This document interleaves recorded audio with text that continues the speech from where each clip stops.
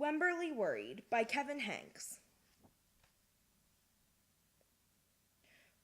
Wemberly worried about everything. Big things, little things, and things in between.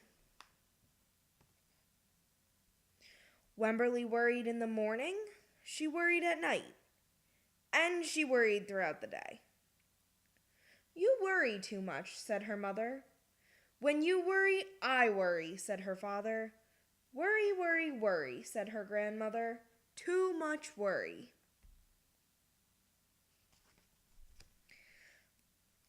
At home, Wemberly worried about the tree in the front yard, and the crack in the living room wall, and the noise the radiators made.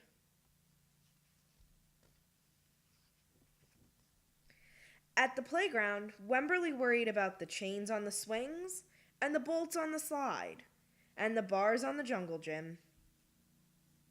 And always she worried about her doll, Petal. "Don't worry," said her mother. "Don't worry," said her father. But Wemberly worried. She worried and worried and worried. When Wemberly was especially worried, she rubbed Petal's ears. Wemberly worried that if she didn't stop worrying, Petal would have no ears left at all.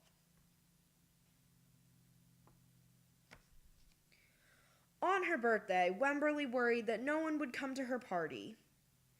"See," said her mother, "there was nothing to worry about." But then Wemberly worried that there wouldn't be enough cake.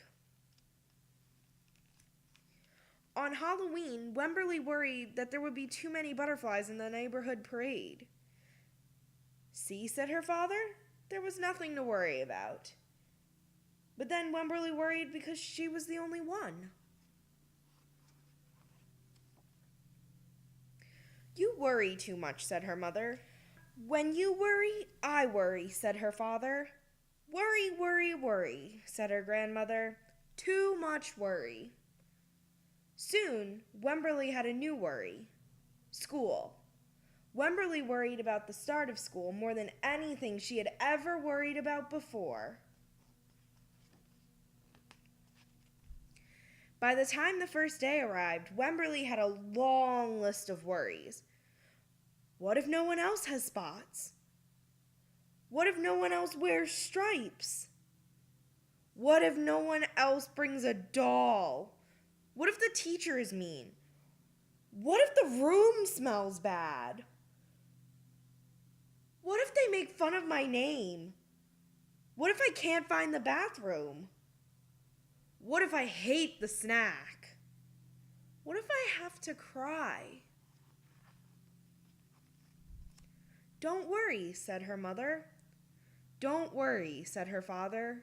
But Wemberly worried. She worried and worried and worried. She worried all the way there. While Wemberly's parents talked to the teacher, Mrs. Peachum, Wemberly looked around the room. Then Mrs. Peachum said, "Wemberly, there's someone I think you should meet."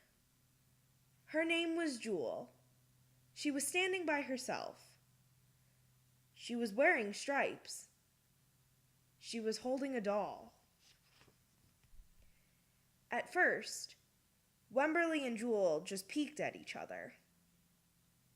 "This is Petal," said Wemberly.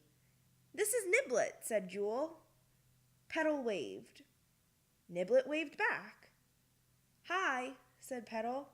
"Hi," said Niblet. "I rub her ears," said Wemberly. "I rub her nose," said Jewel. Throughout the morning, Wemberly and Jewel sat side by side and played together whenever they could. Petal and Niblet sat side by side too. Wemberly worried, but no more than usual, and sometimes even less. Before Wemberly knew it, it was time to go home.